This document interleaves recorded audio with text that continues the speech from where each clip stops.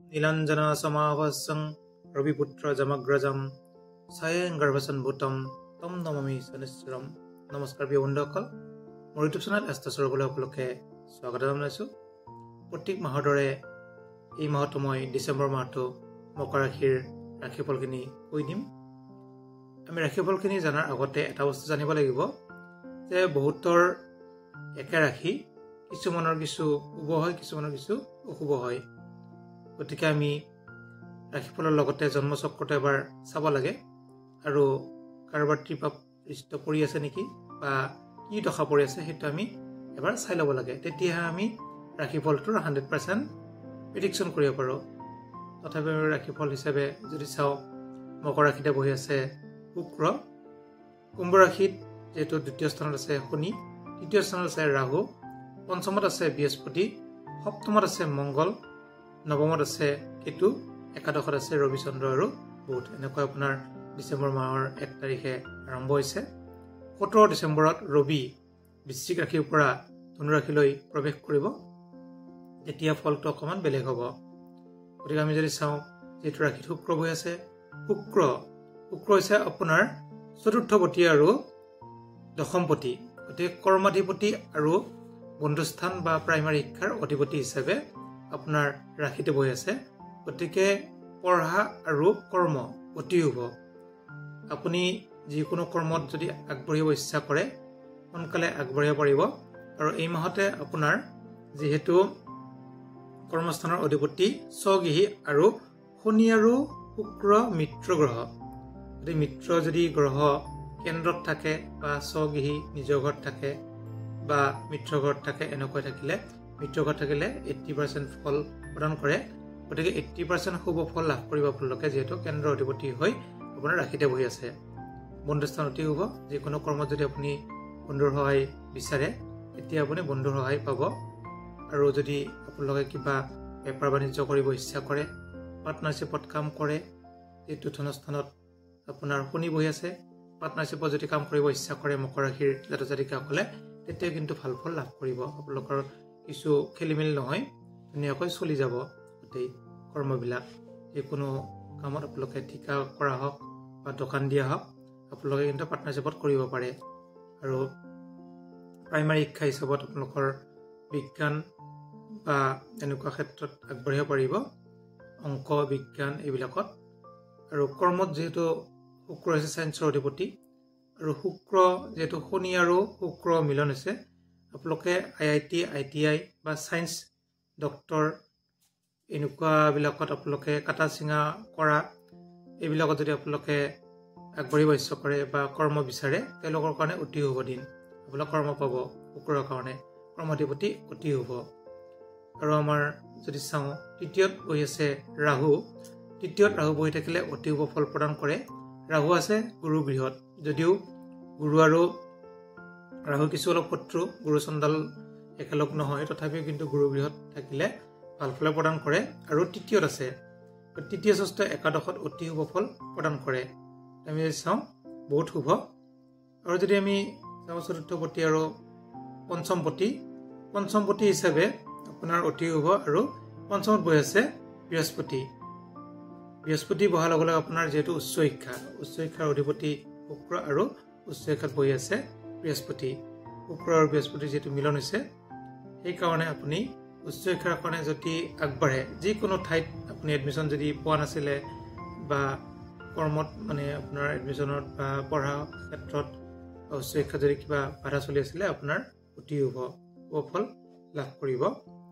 আৰু যদি আমি চাওঁ, শুক্ৰৰ কাৰণে ছায়েন্স আৰু বৃহস্পতিৰ কাৰণে আৰ্টছৰ জাতক জাতিকাসকলেও লাভ কৰিব শুভ ফলে ধুনীয়াকৈ। আৰু বৃহস্পতিৰ কাৰণে আৰ্টছৰ ল'ৰা ছোৱালীসকলে কৰ্মপ্ৰাপ্তি হোৱা যোগ দেখা যায়। আৰু যিসকলে মণিহাৰীৰ দোকান বা লাখবিলাসৰ দোকান, পাৰফিউমৰ দোকান, খেলা ধূলা কৰা দোকান, সৰু ল'ৰা ছোৱালীৰ কাপোৰৰ দোকান, এইবিলাকত যদি দিব পাৰে বা দিব খোজে, তেতিয়া কিন্তু ভাল ফল লাভ কৰিব। আপোনালোকৰ কিন্তু বেপাৰ বাণিজ্যত অতি শুভ হ'ব। যদি আমি চাওঁ স্বাস্থ্যাধিপতি হৈছে যিটো বুধ হৈছে আপোনাৰ একাদশ। গতিকে স্বাস্থ্যৰ অধিপতি হিচাপে মাৰক স্থানৰ অধিপতি হৈ মাৰক স্থানত বহি আছে। গতিকে বুধ কিন্তু গোটেই বেয়া নহয়, শুভ বুলি ক'ব পাৰি একাদশত। সপ্তমত আছে আপোনাৰ মংগল। সপ্তম স্থান আছে প্ৰতিপত্নী স্থান। গতিকে মকৰ ৰাশিৰ জাতক জাতিকাসকলৰ প্ৰতিপত্নী স্থানটো বহুত শুভ নহয়। যিহেতু প্ৰতিপত্নী স্থানত মংগল বহি আছে, মংগল হৈছে মাংগলিক দোষ। মংগল যিহেতু নিজ হৈ আছে, গতিকে নিজ মংগল থকাৰ কাৰণে, আৰু মংগলৰ অধিপতি হৈছে চন্দ্ৰ। চন্দ্ৰ আছে একাদশত ৰবিৰ লগত আৰু বুধৰ লগত, যিহেতু বুধৰ শত্ৰু চন্দ্ৰ। আৰু সপ্তম স্থানটো বহুত শুভ নহয় মকৰ ৰাশিৰ। সপ্তমৰ মংগলে কিন্তু মাংগলিক দোষ পৰি আছে, আৰু মংগল নিচস্ত আছে, আৰু আপোনাৰ ৰাশিতে পুণ্য দৃষ্টি পৰি আছে। যিহেতু যোৱা মাহৰ পৰা কিছু অশুভ হৈছে, লোকে মংগলৰ প্ৰতিকাৰ কৰিব। আৰু মংগল যদি চোৱা যায়, হনুমান চালিচা পঢ়িলেও ভাল ফল লাভ কৰিব, আৰু হনুমান মন্দিৰ দৰ্শন কৰিব পাৰে, তেতিয়াও কিন্তু ভাল ফল লাভ কৰিব। আৰু মংগলৰ কিছু দান দক্ষিণা দিব পাৰে, ভিক্ষাৰীক ভোজনি দিব পাৰে, ৰঙা বস্তু দিব পাৰে, তেতিয়া আপোনাৰ প্ৰতিপত্নীৰ অতি শুভ হ'ব। গতিকে মকৰ ৰাশিৰ পত্নীৰ স্থানটো বহুত শুভ নহয়, গতিকে প্ৰতিপত্নীয়েও কিছু চাই চিতি চলিব। যিহেতু মংগল থাকিলে পৰাহৰ এক্সিডেণ্ট, হিমোগ্ল'বিনখন এনেকুৱা কিছু অশুভবিলাক হৈ থাকে। অষ্টম স্থানৰ অধিপতি হৈছে মংগল। অষ্টম স্থানৰ অধিপতি হৈছে ৰবি। ৰবি বহি আছে আপোনাৰ একাদশত। গতিকে মাৰক স্থানৰ অধিপতি হৈ মাৰক স্থানত থকাৰ কাৰণে ৰবি কিন্তু বিশেষ অশুভ নহয়। যদি আমি চাওঁ, ভাগ্যাধিপতি হৈছে বুধ, আৰু ভাগ্যত বহি আছে কেতু। কেতু ভাগ্যত থাকিলে গাড়ী ঘোঁৰা যান বাহন যোগো থাকে, কিন্তু কেতু যিহেতু নিচস্ত, সেইকাৰণে যান বাহনত অলপমান বাধা বিঘিনি আহিব পাৰে। আপোনালোকে অকল প্ৰতিকাৰ কৰিলে, যিসকলে যান বাহন কিনিব ইচ্ছা কৰে, অলপ প্ৰতিকাৰ কৰি ল'ব কেতুৰ প্ৰতিকাৰ, তেতিয়া কিন্তু সোনকালে যান বাহন প্ৰাপ্তি হ'ব। নহ'লে অকণমান খেলি মেলি হ'ব পাৰে, অকণমান দেৰি হ'ব পাৰে। আৰু গৃহ নিৰ্মাণৰ যোগো দেখা যায়, যিহেতু আপোনাৰ কেন্দ্ৰ বা ত্ৰিকোণত বৃহস্পতি বহি আছে। আৰু যদি আমি চাওঁ কৰ্মাধিপতি যিহেতু শুক্ৰ ৰাশিতে বহি আছে, মই প্ৰথমতে কৈছোঁ কৰ্মপ্ৰাপ্তি যোগ দেখা যায় মকৰ ৰাশিসকলৰ। একাদশত বহি আছে ৰবি, বুধ আৰু চন্দ্ৰ।